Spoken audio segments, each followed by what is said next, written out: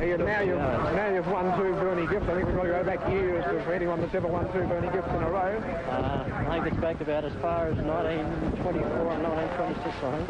How much money would you have won as a professional runner now, taking up 2 Burnie gifts? Is that a hard one? I reckon around about £700, £700, £800. £700 or £800. Yes. Now, what are your plans in this running season now? You've taken out two Burnie gifts. Are you going to continue running, or do you feel that you'll be penalised too much? Oh, well, I know I'll be penalised, and I don't think I'll have much hope, but I'll just keep on running, hoping that I can pick up a place here and there sort of thing at the small time. Going to concentrate more on the 440 now, Ian? No, I've had enough of running 440s for a while now. They get a little bit too hard, I'm afraid. Ian, I understand you're going overseas. That's right, leaving on the 4th of April. Well, we'd like to wish you all the best and congratulations on winning the 1964 Burnie gift. Thanks very much. Good. Set. Away, Eagling got away well, so did Hagger, then back to McDowell, followed in by Westcombe, and here's French in the white jacket coming down the outside and door. It's Eagling just in front, Hagger's going to him quickly in French, it's Eagling and Hagger, Eagling just in front, I think Eagling's going, and French, oh, very close, French dived over the last 2 metres, it's between Noel Eagling and Gary French. I don't know, I couldn't possibly pick it. Eagling in front, 1 stride from home. Hagger was also there, but I think Eagling may have beaten Hagger. And then back to Gary French. It's extremely close. They've all gone to congratulate Hagger, but to me, I thought it was either Eagling, Hagger, or Gary French in the Burnie gift. A tremendous finish. A 3-way photo in the Burnie gift. And Gary French, I thought may have just got up, but I just don't know. It's extremely close. From Victoria, running in the white jacket of 4 metres.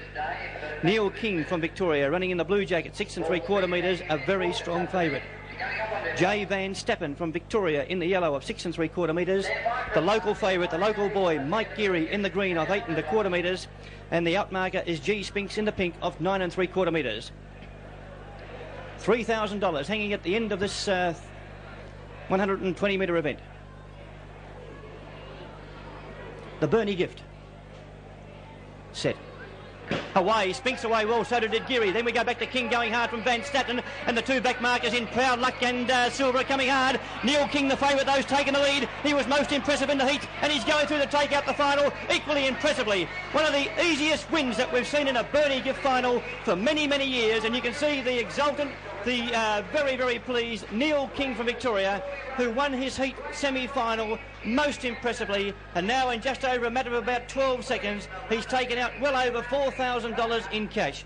$3,000 first prize money, and also there's over $2,000 in the Calcutta, and I don't think you would see an easier victory than that than Neil King, who competed in the final here about 3 years ago, came back this year, and he won that most impressively. The local boy Mike Geary may have been third, may have been second, and it's very, very close for third. The back markers Silver and Proud Luck finished on very strongly, but there you can see an exultant, a very, very excited Neil King just behind the starters barrier there.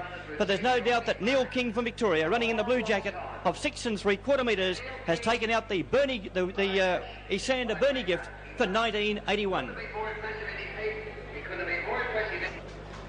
And there's Burnie winner Neil King receiving the congratulations, about to be presented with the trophy for winning this magnificent gift for 1981. The winner was Neil King from Victoria of 6 3/4 metres, running in the blue jacket.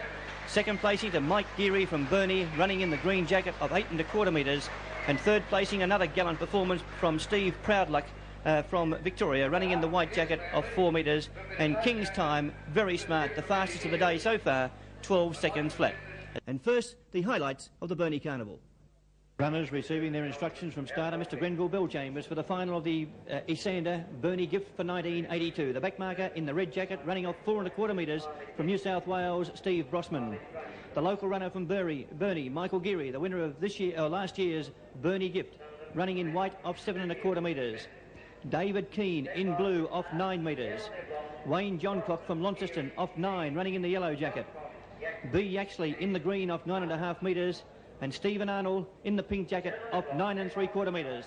There are the 6 runners who have won their way through from the heats, semi-finals and out of the final of the 1982 Burnie gift.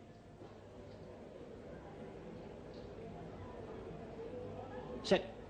Away, a great start. Arnold got away well, so did Yaxley. John Cox going hard very early, followed in by Keane. Down the outside comes Geary and Brossman. It's John Cox just in front. Geary going home the stronger though. And Michael Geary from Burnie's going through to take it out. He won it easily. Michael Geary first. A very popular victory. The hometown boy, Michael Geary, has fulfilled a lifetime ambition by winning the Burnie gift of 1982. It would have been Geary first. On the far side, Arnold in the pink would have been second, and very close, maybe the back marker, Stephen Brossman from New South Wales, running off the 4 1/4 metre mark in the red jacket. A very, very gallant third, but there's no doubt that Mike Geary, the winner of last Tuesday night's Devonport gift, also the winner of the Ovaltine Sprint, has come through and taken out the Burnie gift of 1982. They're down on their block, stand by for a start. Perry, Armstrong, Berwick, the very strong favourite, but Perry, the back marker, can't be disregarded. He's a stall gift winner, and he's been most impressive in his heat and semi-finals.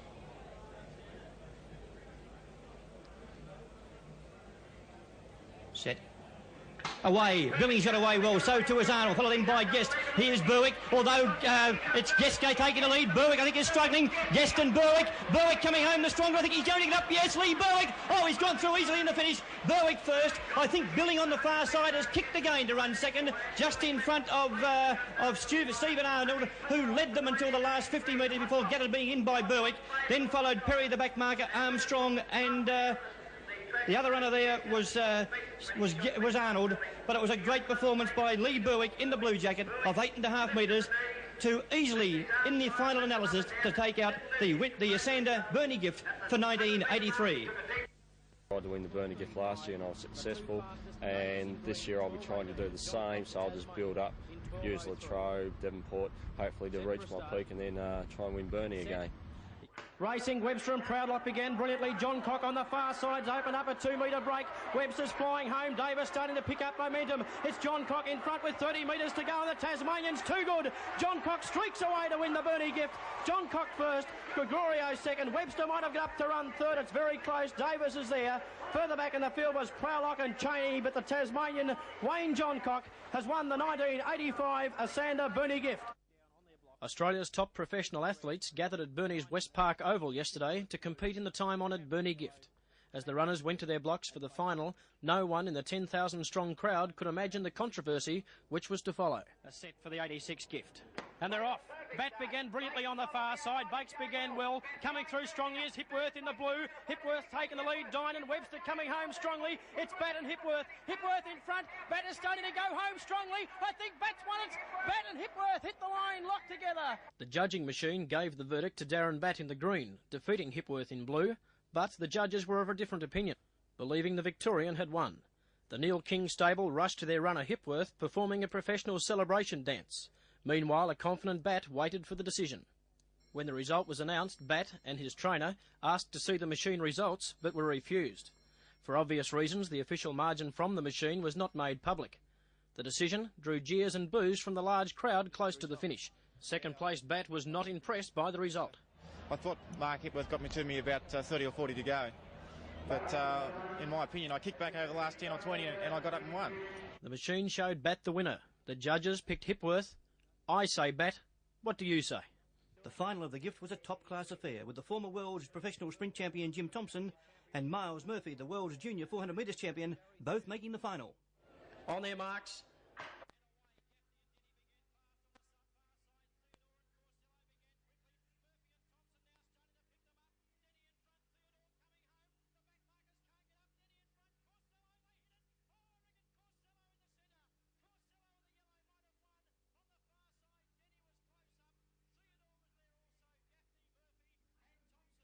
In the Advocate Burnie Will race, the two champions, Danny Clark and Michael Grender, both made the final. But with the front markers... The first final of the 101st Burnie New Year's Day Carnival was the maiden handicap sprint over 70 metres. Set and away. Honey began brilliantly. Missing the start was Sirkovich. Russell trying to go with Honey. Chug on the far side, but the Olympic champion's going to be too good. And Honey races away to win it by 3 to 4 metres in the run home. Russell was second. Edmondson and Sirkovich for third. Victorian champion John Dynan was the first to qualify for the gift final, coming from the back mark of 2 metres to beat Calcutta favourite Mark Gunner in the fastest semi-time of 12.69. The sensation of the day occurred in the second semi. Set and away. Armstrong and Riggs began fast on the far side. Dynan away quickly with Berwick, and now here's Ballard starting to fly. Ballard in the white's got them covered at the halfway mark. The New South Welshman raced to the lead and he's racing away. Ballard saw, he dropped his hands on the tape, but Ballard's taken it out. Dynan second. Stewards conferred and disqualified the stall gift winner from the final for breaking the tape with his hands. Kerry McConnell in the pink qualified in the third semi, defeating Chris Langley in 12.95. Burnie athlete Jim Thompson made short work of his 3-metre handicap to win the fourth semi in 12.85. Tony Grimer blitzed his rivals, including Olympian Gary Honey in the fifth semi in 12.81, while John Evans made the time-honoured gift final, recording a time of 12.88. The stage was set for a nail-biting 1988 Asander Burnie gift. On their marks and set, and away. Grimer on the far side began brilliantly. McConnell and Evans away fast with Dynan. Thompson in the white starting to pick them up. Dynan, I don't think, can win. Grimer holding on at the halfway mark. He's still a metre in front. Trying to go with him is Evans. Dynan flying, but Grimer's won it. Grimer's held them off to score in the Burnie gift of 88. Grimer first, close for second and third. Evans and Dynan, Thompson close up. The Burnie gift, the sprint professional runner's dream of winning. Many great athletes have written their name into the Burnie Athletic Club's history books, Burley, Probert and King to name but a few. 107 entries have been received for the 1991 $15,000 Advocate gift. Shane Naylor is the great draw card. He currently is Australian 100-metre title holder, and at the weekend at Burnie he won the gift off behind, scratched by 70.75. And he ran second at off 1.25 behind the Gisborne gift on Sunday. Capobianco is another top line entry. He's won the stall gift this year off 4. He's been here twice before, but we haven't been able to get him on the track because of he's been broken down or injury. But this year we hope to have him up and firing, and he should be back nearly on scratch also. Another one is Andrew Douglas, who runs with Shane Naylor in the university team, and Robert Ballard from Albury, who's one in our back markers and won that twice. Among the other feature foot running events on the day-night carnival program is the Tasmanian 1600-metre handicap. So we've got Glenn Ritchie coming back to run again the mile, and also we've been able to obtain the services of Pat Scammell, the Olympic and Commonwealth Games miler, who's renowned for his rather rough running. Australia's greatest runners, Shane Naylor and Dean Capobianco, settling back on scratch. Ballard in the blue, O'Dwyer the yellow, Collins in the green, and Potter in the pink. The 1991 Advocate Burnie gift. They're set and away. Naylor exploded from the blocks in the red. Beginning quickly was Potter, O'Dwyer and Collins coming out after him with Ballard. Now Capobianco starting to fire up. Naylor can't go on. The stall gift winner, Capobianco, grabbed them and he's made it a double. Dean Capobianco's come from scratch to win the Burnie gift. A magnificent run. O'Dwyer second, Collins might have been third. The West Australian recorded a scintillating 11.9 seconds to become the first athlete ever to win the Burnie gift from scratch in its 104-year history. 8 scratchmen qualified for the wheel. The final of the Burnie gift provided one of the best finishes in the long history of the race, with local boy Tim Potter a strong favourite. On their marks, set. Away, a good break on the outside. Potter got it away well, so did Hearn. Further back to Vandenberg, then Island and Brimkin and Naylor coming hard down the outside at the 75-metre mark, and it's Potter just in front. Here comes Island and Brimkin. They're both finishing very, very strongly through the tape, and I think maybe Island may have just got up to defeat either Brimkin or Potter in a very, very close finish. Further back to Naylor, then follows Vandenberg and Hearn in the Burnie gift of 1992. Although the track conditions were quite good despite the rain, Ireland's time of 11.7 seconds was extremely creditable. Wayne Denny has earned the reputation as the Ridgely Flyer. He qualified for the gift final with the fastest time of 12.49 seconds. His opponents, Tim Hine, Troy Bennett, Tim Potter, David Downey and the race favourite and backmarker in the red, Simon Bresnahan. Denny in the yellow colours. Denny coming towards him now. Here comes Potter in the blue. That's between Denny and Hine. They go towards one. Denny's won by an inch. Hine second. It was an emotional victory with yesterday's death of Denny's grandfather, Joe Bramage. I don't care what happens now. I'm hungry for Burnie, but it's what I always wanted. My trainer has never had a Latrobe gift winner, so just over the moon. Cheers. A dream that came true for Denny's coach John McLaren. He couldn't hold back the tears. You don't know what we've been through in the last 24 hours. You've got to give him a lot of credit. Honestly, we've trained since April and, you know, we had an upset like this. I don't know. The women's gift saw Kylie Marshall the front marker, Lynn St John the fastest qualifier. The judges' nod went Marshall's way by 2/100ths of a second. The 1600-metre handicap first division was almost a quinella for the Gillard family. Kim Gillard had the stronger finish to win ahead of Jerry Oldfield and Robert Gillard third. The other big athletics event, the women's 400 metres, was a tough challenge in the conditions. Olivia Mills too strong from Sally Ann Gould with Sonia Hall third. Craig Brown came into the gift final as the second fastest qualifier behind Western Australia's Sean Mayne, but the teenager proved he's a big-time performer, overcoming a bad start and powering home with an impressive kick. The judges took a minute to call the close finish. When the yellow flag came up, Brown knew he was a winner. It feels good. I'm beside myself at the moment, so I'll just flap it up. In the women's event, last year's runner-up, Smithton's Tamika Johnson went one better. The race favourite spurred on by the memory of her last appearance at West Park. It haunted me every day since last year, so I wasn't going to do the same thing this time. That's what I thought at the start.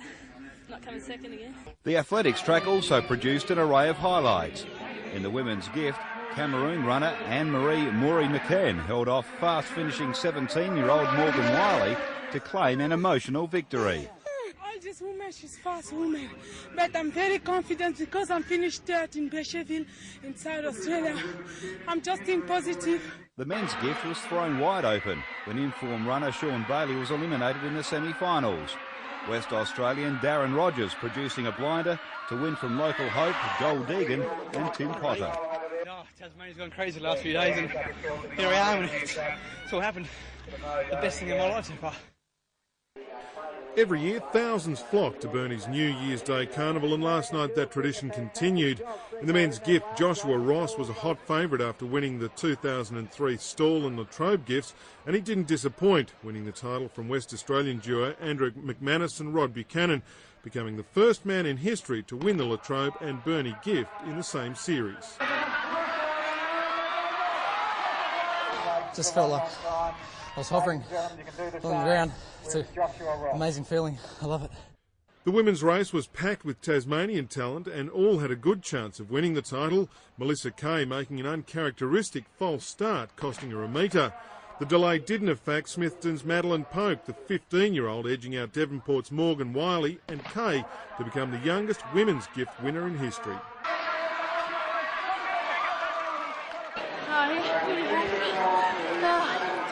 But you can't believe it after. On the running track, 22-year-old Luke Whitney of 7 Mile Beach produced a dream run to win the $15,000 men's gift from a class field, including national 200-metre champion Ambrose Azenwa. I'm proud of doing this, and this is it, I've done it. And, I'm lost for words. And the women's gift was another thrilling contest. New South Wales sprinter Megan Hines claiming victory from Fiona Fagan and Madeline Polk. Got out at the start and I just had to keep chasing the front runners, and I think it was Fiona in the pink, I just kept chasing her. I thought, I just can't get her, and then I just kept going and I finally got her at the end. After coasting through the heats and semis, Australia's fastest man was hot favourite to notch a second Burnie title to accompany his 2 stall gifts. And the New South Wales rocket didn't disappoint, surging past the field to win a thriller. An anxious wait as judges split he and Croswell, then jubilation for Ross. Any win's awesome. Nationals, gift winner. I hold 2 different feelings, but I hold them on the same level. Definitely. Such a prestigious gift to come here to win, and The winner paying tribute to the teenage runner-up. Yeah, he kicked again. He kicked, and that was his 400 strength coming home. Yeah, it was a great race. And hometown hero Melissa Kay won the Burnie gift. The veteran overjoyed to claim a second title. So I'm getting older now, so it's good to win one for the oldies, I suppose. The Burnie event concludes the Christmas Carnival series. Nathan Templeton, Southern Cross News. All eyes were on the grass for the Burnie gift, and it was Adelaide powerhouse Duncan Tippins off 5.25 metres, edging out Victorian Liam Shepherd and Wynyard's Ben England. The seasoned sprinter now happy to call it quits. 10 or 11 years trying to win a big race like this, and to finally win a big race at the end of my career is just an awesome feeling. It's a dream come true, really is a dream come true. More belated success in the women's gift, with Burnie 29-year-old Olivia Mills getting home, ahead of informed Tasmanians Danielle Taylor and Morgan Wiley. Over my 10-year career, I've probably been in every big final, but I've never come through with the goods. And my coach Milton Saltmarsh has worked a lot with my mind and my body, and just put the two together, so it's all good. Got their money's worth, with the final 4 feature events providing a great spectacle. It was South Australia's time to shine in the middle, with 2 Crow Eaters taking out both the men's and women's gifts. 21-year-old backmarker Clay Watkins, $11,000 richer after this performance. It'll certainly come in handy, I imagine. New cars always, you can't update enough, so that might be on the cards. While 22-year-old Alicia Wrench-Doody was 2 strong in the women's, collecting a $3,600 purse. You know, it's just really good to come into state and see what other girls are doing, because you get used to people in your own state. It's really good to know I must be in some real form and running really well. The women's gift couldn't have been any closer, with another hometown hero taking the honours. Sandy Loring in green, millimetres ahead of Laura Nicholson and Danielle Taylor. It's actually the best feeling. It's like a dream come true. It's like a fairy tale. Tasmania's golden run coming to an end thanks to the man in gold, Ollie Worm. The Victorian teenager already knows where his $11,000 cheque is going. I've got to give my coach Vasily 20%, then might invest in the stock market, focus on my future. In the running events, Somerset's Morgan Gaffney taking out the gift comfortably, but certainly didn't plan it that way. Oh, anything can happen on race day. I didn't wake up this morning thinking, oh, I'm going to be the Burnie gift winner tonight. So, South Australian Robbie James winning in the men's gift by a whisker. I think it was Yellow, I'm not sure his name, but he certainly gave me a scare. I could see him in the corner of my eye coming, I'm like, oh no. So, no, ecstatic, I wanted this. The series now moves to Hobart next Saturday. The feature event's full of drama. The field for the women's gift called back after a false start.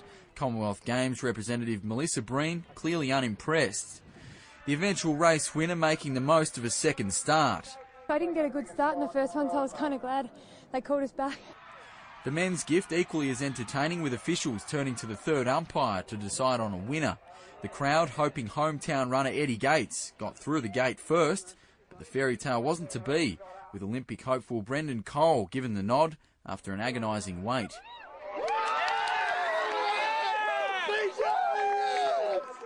He's done it! I saw the green out in front and I really didn't think it was mine, but my coach just tells me he thinks that I was behind him just before the line and just after the line, but somehow I dipped on the lines.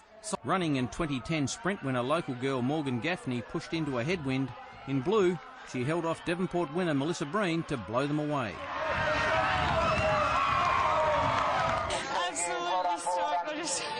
Indescribable how I'm feeling right now. It's so hard. I could hear the girls coming and I just really had nothing left by the end of it. What would a 16-year-old do with $9,000?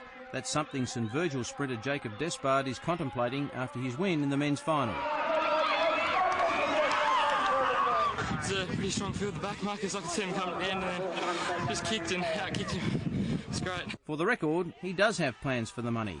Probably help Mum out because she pays for all my accommodation and like all the entries and everything. So. Hobart's carnival begins on Sunday. The last is St Helens on the 19th of January. Carnival fans rugged up as rain and wind battered the West Park track. A dreary end for cyclists who had to pack up before getting underway. Slippery conditions didn't scare runners. 17-year-old Jessie Usawali, Tasmania's only hope in the men's gift final, jumping to get underway with $9,000 up for grabs.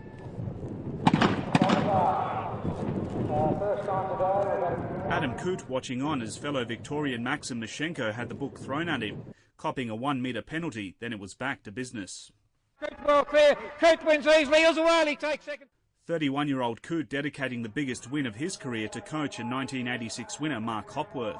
Hasn't had a male gift winner since he's been coaching, I don't believe, so over the 120, so yeah, just happy to have done it for him. Really ecstatic. Improved odds in the women's gift final with 5 of Tasmania's best sprinters making up the field, but they were upstaged by a runner without a trainer. Victorian Cara Boosted surprised to get her first gift win. I was not expecting that at all, so oh my goodness. Stoked. I've never run that fast in my life, I don't think. Devonport's Nicole Perig didn't mind the freezing conditions before the women's 400-metre final, taking out the event on home soil for the second time. Nicole Perry's going to win for the second time this race. Well done, Nicole Perry. My coach thought I'd have a good chance as long as I went out hard, so did that and it all came together. So. State 400-metre champion Jared Gilroy favourite in the men's event, but it was no walk in the park. Takes the lead and Gilroy gets up to win from taking. Kenyan Elijah Kiptu overtook the entire field in the mile despite a 300-metre handicap. But Victorian Michael Marantelli lifted a weight off his shoulders, having finished runner-up for the last 2 years. Best approach today is not worry about and just go there and have a real crack early and try and hold on. If we had another 100 metres, I will beat them. The series moves to Hobart on Saturday. Yaz Dedovich, Southern Cross News.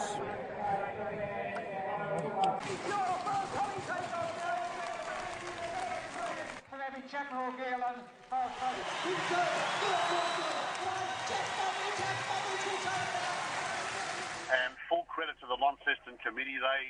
They have embraced the innovations, embraced the changes, and you saw the result. The world's fastest boy for his age, Jack Hale, lining up off scratch in red. But Victorian youngster Luke Stevens would make a statement in the 120-metre invitation sprint. It came down to a photo finish. Stevens pushed the entire way by Tasmania's speed machine. Luke's winning time, 12.82 seconds. No better consolation after missing out on the gift final. I was a bit disappointed I missed out, but to get a go on the back markers is, kind of like a second chance for me. To run against the fastest kid in Australia. Jack still adjusting to running on grass. I obviously lost to a better guy on the day, but excellent running from him, so give him all the credit for the win. It's really good. Some thought there couldn't be a closer finish, but the gift final proved that wrong. 30-year-old Simon Fitzpatrick led from the start, shocking last year's winner Jacob Despard. The difference, 100th of a second. My coach lost to Jacob 2 years ago. So I spoke to him, he's back in Melbourne, and I spoke to him about the final, and he said, just make sure you beat it this time for me. Kimberly Geelan tried to win the women's gift 3 times. It all came together in this year's final, where she led start to finish, winning in 14.5 seconds. After Latrobe, I didn't think I had a chance. I ran terribly, but I put it all together today. Contention in the men's 400, where Mitchell Gowan made this risky move. After an appeal, he was declared the winner. Yeah, I don't think he's too happy. I'm pretty sorry about that, but I just had to go for it. Hobart's Michelle Davis holding on in the women's.